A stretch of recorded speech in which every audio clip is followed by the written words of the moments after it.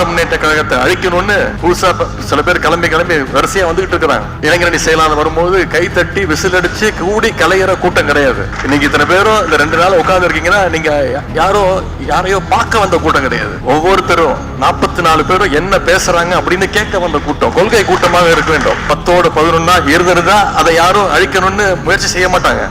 நாம கொள்கை கூட்டங்கிறது தெரிஞ்சதுனால்தான் அவங்க நம்ம அழிக்கிறதுக்கு கிளம்பி வந்துகிட்டு இருக்காங்க.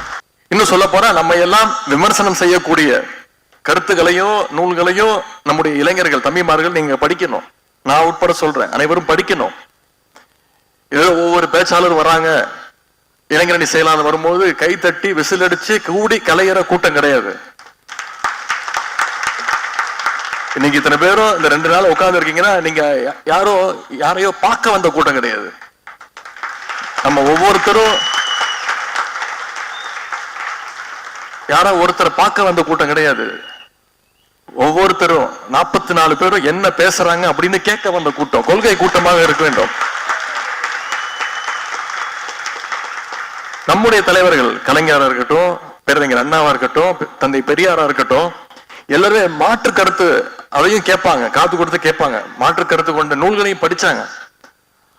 அதனால எதிரிகள், இன எதிரிகள் எந்த விதமான விமர்சனங்களையும் எந்த விதமான கேள்விகளையும் கேட்டா அதற்கு உடனே டான் பதில் சொல்லக்கூடியவர் நம்முடைய கலைஞர். அந்த திறமையை அவர் வளர்த்துக்கிட்டார்.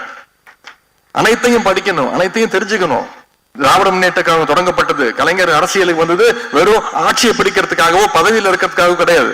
நான் கொண்ட கொள்கையை அடையறதுக்காக இந்த இயக்கத்திற்கு தலைவனானவர் தான் நம்முடைய முத்தமிழர் டாக்டர் கலைஞர் அவர்கள். இதைத்தான் நம்முடைய தலைவர் அவர்கள் நமக்கு சொல்லி கொடுத்திருக்கிறாங்க. திராவிட முன்னேற்ற கழகத்தை அழிக்கணும்னு புதுசா பல பேர் நினைக்கிறாங்க.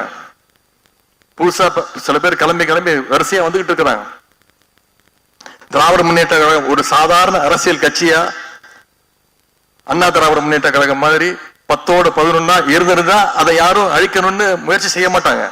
நாம கொள்கை கூட்டங்கிறது தெரிஞ்சதுனால்தான் அவங்க நம்ம அழிக்கிறதுக்கு கிளம்பி வந்துகிட்டு இருக்காங்க.